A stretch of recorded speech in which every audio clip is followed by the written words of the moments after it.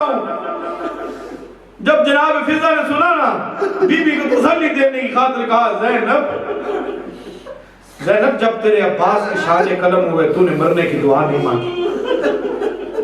زینب جب تیرے علی اکبر کے سینے میں مرچی کا پھل لگا تو نے مرنے کی دعا نہیں مانگی. زینب جب تیرے قاسم کی لاش کے ٹکڑے آگئے تو نے مرنے کی دعا نہیں مانگی. زینب جب تیرے حسین کو 13 ضربوں سے پسے گردن ذبح کیا جا رہا تھا تو سر میں قرآن کر کے واسطہ دے رہی تھی نماز ظالم میرے بھائی نے تو 3 دن سے پانی تو نے اس وقت مرنے کی دعا نہیں مانگی. زینب جب خیام جلے تو نے مرنے کی دعا نہیں مانگی. جب چادریں لٹی تو نے مرنے کی دعا نہیں مانگی. کوفہ میں آ گئی مرنے کی دعا نہیں مانگی. شام میں آ گئی مرنے کی دعا نہیں مانگی. اب اس مقام پہ مرنے کی دعا کیوں مانگ رہی ہے؟ اس وقت بی بی فرماتی اما فضا سامنے دیکھ شرابی کا دربار اور بے غیرتوں کا مجمع. اما لوگ شراب پی رہے. اما تو جانتی ہے کہ میں اجرکم اللہ اجرکم اللہ. اما تو جانتی ہے کہ میں زینب ہوں. ہاں بطول زادی نے وہ رستہ عبور کیا. باب ساعت سے دربار یزید صرف 70 قدم ہے. 70 قدم. پروردگار عالم آپ کو لے کے جائے. دیکھو گن لو آج بھی 70 قدم کا فاصلہ باب ساعت سے لے کے دربار تک 9 گھنٹے لگے بطول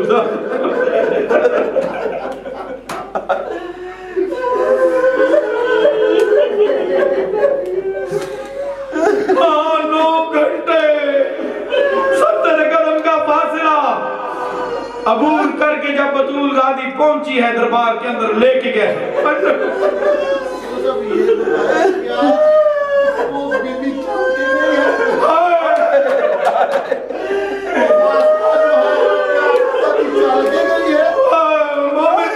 کیا بی بی چل کے گئی ہے؟ میں نے پہلے کہا تھا میر انیس کہتے ہیں لاشوں کو رسیوں میں جکڑے لیے پھرو. سیدانیہ تو گھر سے نکلتے ہی مر گئی. اجرکم اللہ. سوائے غم حسین کے کسی غم میں رہو. آ گئی بطول زادی. آپ نے بھی بڑے بڑے سفر کیے ہوں گے. ہر سفر پہ مسافر جب منزل پہ پہنچتا ہے نا اس کی آرزو ہوتی ہے تھک کے تھوڑا بیٹھ جائے. دربار کے وسط میں لا کے بطول زادیوں کو کھڑا کر دیا گیا. ملون شراب پیتا رہا بطول زادیاں کھڑی رہی. ملون شطرنج کھیلتا رہا بطول زادیاں کھڑی رہی. کھڑے کھڑے کھڑے کئی گھنٹے بیتے. جب کئی گھنٹے بیت گئے نا کسی مسلمان کو خیال نہیں آیا. روم کا سفیر تھا. روم کے سفیر نے جرأت کی. اس نے کہا یزید بتا تو صحیح یہ قیدی کون ہے؟ میں محسوس کرتا ہوں تیرے قیدی تھک بہت گئے. بدمست شرابی کہتا ہے تجھے کیسے علم ہوا کہ میرے قیدی تھک گئے؟ کہتا ہے میں دیکھ رہا ہوں یہ جو بیویاں کھڑی ہیں نا کبھی ایک قدم اٹھاتی ہے دوسرا رکھتی ہے دوسرا اٹھاتی ہے پہلا رکھتی ہے پھر پہلا اٹھاتی ہے دوسرا رکھتی ہے. یزید اللہ جانے تیرے قیدی کس مرض کے مریض ہے جو بھی قدم اٹھاتی ہے نیچے فرش خون سے رنگین کر رہا ہے. اجرکم اللہ اجرکم اللہ. سوائے غم حسین کے کسی غم میں نہ رو. یزید کہتے قیدیوں کی مثل پڑھی جائے. اب قیدیوں کی مثل پڑھی جانے لگی. ایک ایک مرتبہ میرے آقا حسین کا نام لیا جاتا ہے. 9 مرتبہ زینب کبریٰ کرنا. یہ ملون پوچھتے ہیں من ہی یہ زینب ہے کون؟ ایک بدبخت انگلی کا اشارہ کر کے کہتا ہے وہ جو سفید بالوں والی ضعیفہ کھڑی ہے اس کی پشت کا جو پردہ بنا کے کھڑی ہے اس کا نام ہے زینب. کہتا ہے اسے معلوم نہیں میرے دربار میں پردے کی اجازت نہیں. ضعیفہ کو آگے سے ہٹایا گیا. ایک ظالم تازیانہ لے کے آگے بڑھا. کہتا ہے ضعیفہ آگے سے ہٹ جا. بی بی فرماتی میں ہٹنے کے لیے تھوڑی آئی. وہ بلون کہتا تو نہیں جانتی میں کتنا بڑا سنگ دل ہوں. बीवी फरमाती है तू भी नहीं जानता मैं कितने बड़े साबिर घराने की कबीर। मलौन तू अपना जुल्म कर, मेरा सब्र दे। कहता मेरे एक ही ताज़ी आने से तू मर जाएगी। बीवी कहती है मैंने जिंदगी की भीख ही तेरे नाना अब ज़ैनब के नाना से मांगी इसलिए थी कि शाम में ज़ैनब की चादर बन के जाऊंगी। इस मलौन ने ताज़ियाना मारा।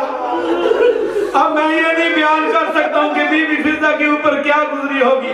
बस ये देख के जनाब ज़ैनब कुबरा ने जब देखा ना कि माँ की कनीज के बूढ़े हाथों से खून की लकीर जारी, तो फिजा मर जाएगी। कहा मैंने तेरे नाना से जिंदगी की भीख इसलिए मांगी थी। हाँ ज़ैनब, मेरी कौम के कुछ लोग बैठे हैं, इजाजत दे, क्या मैं इनसे मदद मांग लूं?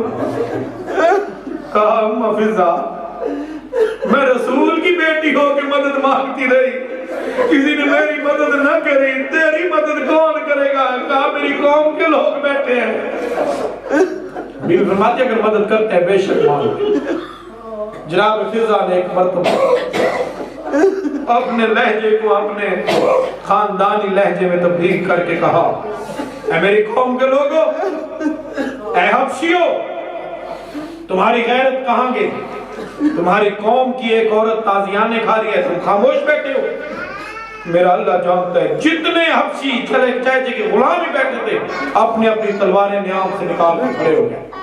यजीद, हमारी गैरत को ललकारा गया है, हमारी कौम की औरत को अब एक भी ताजियाना लगा ना, हम इस दरबार में खून की नदियां बहा देंगे। जब ये कहा यजीद ने इशारा किया चिल्लात को कि ताजियाना न मारना, एक मर्तबा ज़ैनब कुबरा का रुख मदीना की तरफ फिर गया होगा। नाना मोहम्मद आ देख तो सही, और तेरी एक कनीज की एक आवाज पे अजर कितनी तलवारें निकल आई। नाना किसी मुसलमान की गैरत नहीं हो जाएगी।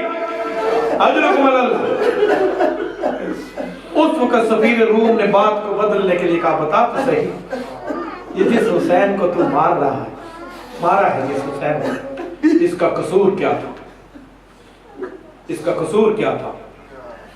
ये मलौन कहता है हुसैन नमाज नहीं पढ़ता था।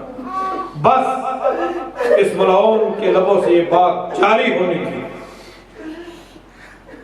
वो बीबी जो देख रही थी कि भाई के लबों पे छड़ी मार रहा था जालिम, वो बेबी कि जिसने भाई की गर्दन पे तलवार चलते हुए देखी थी, शिमर का खंजर चलते हुए देखा था, जिसने भाई की लाश को पत्थरों के ढेर में देखा था, उस बीबी से ये बर्दाश्त नहीं हो सका। जब यजीद ने कहा ना हुसैन नमाज नहीं पढ़ता था, बीबी के हाथ पसे गर्दन बंधे हुए थे ना, जनाब फिजा आगे थी, बीबी ने बंधे हाथों से जनाब फिजा को आगे से हटाया।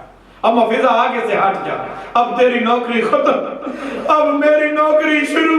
एक मर्तबा बीबी ने अपने लहजे को बाबा के लहजे में बदला और आगे बढ़ के बीबी फरमाते हैं उसको दी अपना तलक्का, ओ हमारे आजाद करदा गुलामों की औलाद, खबरदार खामोश हो जा।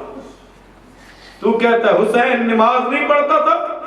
ऐ लोगों, मेरे हुसैन को तो आलम सजदा में कत्ल किया। लोगों ने ये बात सुनी या ना सुनी, उनको ये बहुत हैरत हुई। हर बंदा शशदर हो गया है, ये कौन मस्तूर है? हमारे बादशाह को अपने आजाद करदा गुलामों की औलाद कह रही, ये है कौन?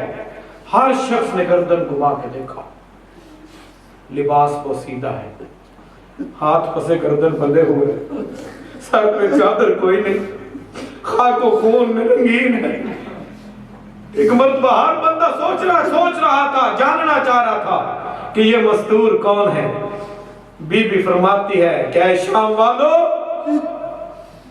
जो जानते हैं वो तो जानते हैं, जो नहीं जानते जान लो। अना बिन्त मक्का व मना, अना बिन्त ज़मज़मा व सफ़ा, अय्युहन्नास अना बिन्त रसूल अल्लाह, अय्युहन्नास अना बिन्त फातिमा ज़हरा, अय्युहन्नास अना बिन्त अली अल मुर्तज़ा। ऐ लोगों में मक्का मिना की बेटी हूँ, ऐ लोगों में ज़मज़म व सफ़ा की बेटी हूँ।